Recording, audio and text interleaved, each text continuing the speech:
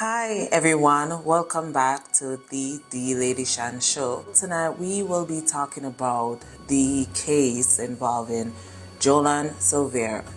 As you all may have already seen, it's been all over the internet with the murder of his wife, Melissa Silvera.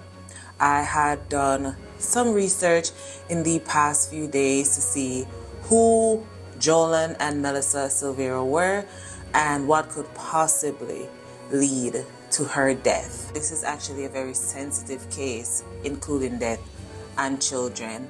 And all of what I'm saying has been reported. So I'll say, I guess, or in my view, whenever I'm speaking on behalf of myself. However, a lot of what I found were information that was reported. We have to understand the public's reaction of explosion isn't just because of what happened. It's basically the shift over time.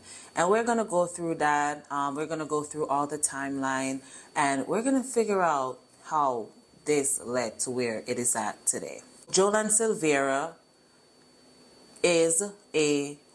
was a member of parliament for the People's National Party, the PNP. He's also known as a developer or a businessman. Melissa Silvera was also reported being a businesswoman and a mother. She was very much family-centered and she was all about her children. It was reported that Melissa Silvera and Jolan Silvera got married in 2015 and they had 4 sons. Jolan also had a daughter prior or outside of his relationship with Melissa Silvera. So not saying he got it outside of marriage, but he had a daughter that was not hers. This information was new to me during my research. So the family had already suffered a tragedy back in 2017 when they lost a 2-year-old son. So one of their sons died at just 2-year-old by drowning in their pool in their home in Stony Hill. Now, this was widespread based on what I have seen. It was a tremendous loss for the family. And, as I'm doing this, being that it's my first time hearing about this, my condolences. Now let's get into what happened on November 10th, 2023. So, according to the Office of the Director of Public Prosecutions account, around 10:30 p.m., Jolan Silvera told his wife and his children he was leaving and an argument followed. The ODPP says 2 of the children gave statements about the argument. And it reads, former People's National Party of St. Mary Western member said he initially did not admit to his actions because he did not want to deprive his children of both parents. And the next morning, one of her sons found her on the floor dead. He alerted the other kids and they called their dad. After the kids called or messaged their dad that they found their mom, he said he was on his way. He also stated that while he was on his way, he contacted the police about what he just learned from the kids. But this is where it gets confusing for many. Early on in this whole thing, it was reported that Melissa Silvera died from natural causes, meaning she passed in her sleep, which changed after the post-mortem. The ODPP stated that the post-mortem revealed gunshot wounds, not natural causes. This is one of the most receipt-heavy parts, and let me read it. The ODPP says ballistic testing confirmed that projectiles recovered from her body were fired from his licensed Glock pistol. What do you think? The ODPP says ballistic found confirmed that projectiles recovered from Mrs. Melissa Silvera's body were fired from his licensed Glock pistol. And while we'll never know what the motive was, it told us something. The ODPP also reports that when police returned in December 2023, the bedroom had been extensively altered. New tiling, painting, and replacement of furniture and mattresses. What were you cleaning up, Mr. Silvera? What were you cleaning up? I'm not telling you what to conclude. I'm just telling you the people have questions. Yep. After all of that was found, Mrs. Silvera was arrested post Melissa Silvera's funeral in January 2024.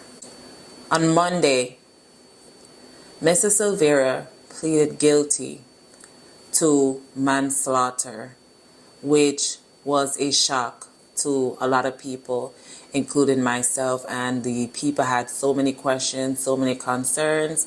A lot of people were upset because they know what the term manslaughter meant, and that's just avoiding what could possibly happen during a trial. So there's no trial with manslaughter. It's basically you're saying, hey, this happened, but it was an accident, or I didn't mean to do it. Whatever the reason was, and we'll get into that because I found the reason why he lied in the beginning about how she passed. The Office of the Director of Public Prosecutions, ODPP, says it accepted politician Jolin Silvera's guilty plea to manslaughter after concluding it could not disprove his claim that he was provoked into shooting his wife in 2023. It also reported that Silvera, a former People's National Party St. Mary Western Member of Parliament, said he initially did not admit his actions because he did not want to deprive his children of both parents. The ODPP outlined the evidential and legal basis for accepting the plea in a statement released in the interest of justice and transparency on Friday. Melissa Silvera, 42, was shot and killed by her husband at the Stony Hill St. Andrew home on November 10, 2023. Silvera had been charged with murder and using a firearm to commit a felony. He pled guilty to manslaughter and using a firearm to commit a felony as his trial was scheduled to begin before Chief Justice Brian Skies on Monday. He is to be sentenced on March 6th. According to the ODPP, Silvera initially pleaded not guilty to murder on both counts of the indictment, but guilty to manslaughter. Prosecutors advised the court that acceptance of a plea to a lesser offense could require a factual basis from the defense, as manslaughter did not arise on the prosecution's case. The ODPP said that on Tuesday night, the defense submitted a signed statement from Silvera detailing his account of the incident. In the statement, Silvera said he and Mrs. Silvera had an argument that escalated into a physical confrontation, during which she blamed him for the death of their young son, hurled expletives at him, and made what he described as derogatory and provocatory remarks about his family. During the argument, she made a comment about their children, which he found to be the final straw, and at that point he lost control, discharged his weapon in her direction. The ODPP reported from Silvera's statement. Did you hear that? We are going to continue. He stated that it was not his intention to hurt or kill her that night, and that having done so, he panicked and left the apartment, the ODPP said. Silvera further told prosecutors that in the days following his wife's death, he decided not to admit what had happened because he was thinking about his children losing both parents. The ODPP said its case was based on circumstantial evidence and ballistic findings, including events before and after Mrs. Silvera's death, but not on direct evidence of what occurred at the moment she was shot. There is no evidence in the prosecution's possession that can speak to what occurred at the residence the deceased was shot and killed by the defendant, the statement said. The ODPP noted that once provocation was raised on the evidence, the court would have been required to direct the jury on its effect, including the possibility of reducing murder to manslaughter.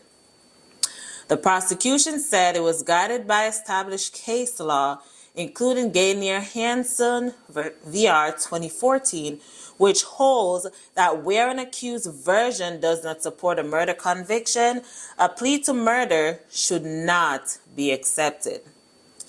This court was on the view that manslaughter was the more appropriate offense, the ODPP said in that ruling. Prosecutors also relied on Perlina Wright VR 1988, which establishes that sentencing should proceed on the facts most favorable to the accused where those facts cannot be disapproved. Neither the prosecution nor the court should ignore the version given by Mr. Silvera, especially in circumstances where the prosecution could not disprove the account given by him, the ODPP said. The ODPP also outlined the factual background of the case, noting that sometime after 10:30 p.m. on November 10, 2023, Silvera told his wife and children that he was leaving the house.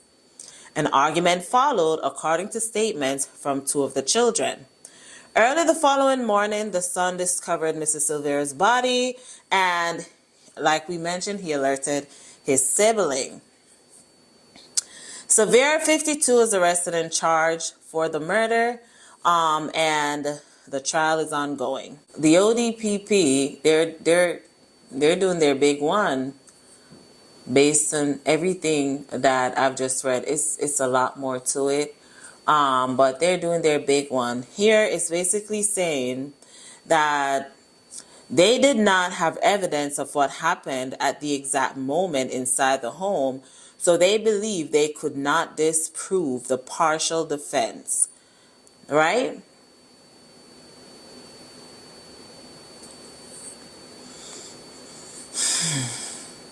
One would argue that manslaughter is still unlawful killing.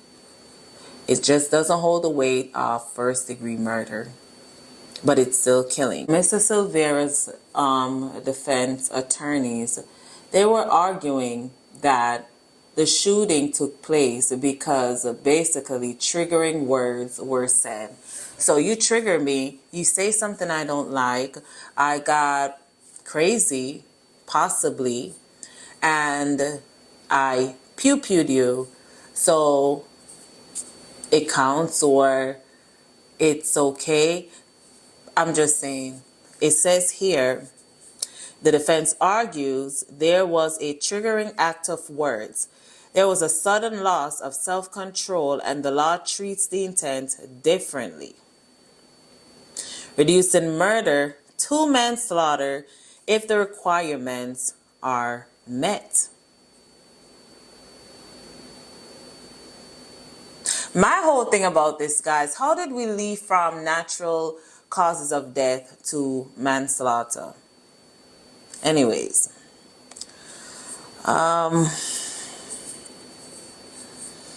it's just crazy. Now let's talk about Chief Justice Brian Skies. He was sworn in on March 1st, 2018 by the Order of Jamaica. Chief Justice Brian Skies has some cases under his belt. I'm not going to go through all of them. There are online claims about the land title and motives, and I've seen a video earlier of Mrs. Holness coming out because it's alleged that her name is on the land title. And guys, please stop spreading misinformation if you do not have the facts. So we're not even going to get into that because It's not verified. I had made a video on TikTok and someone was like, you need to check the name on the land title. I didn't get it at first until, everyone starts talking about it. And I'm like, what? I walk one here. So it's like, yeah, no. Mr. Silvera is said to be sentenced on March 6th.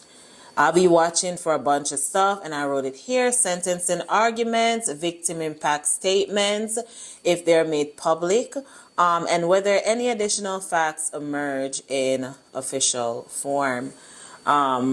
This is a lot to unpack, and we just want to make sure that justice is served. I personally don't believe manslaughter is justice served, but we just have to work with the law, and the law is okay with the manslaughter plea. So let us see. What do you guys think? Like, how do you think this will play out?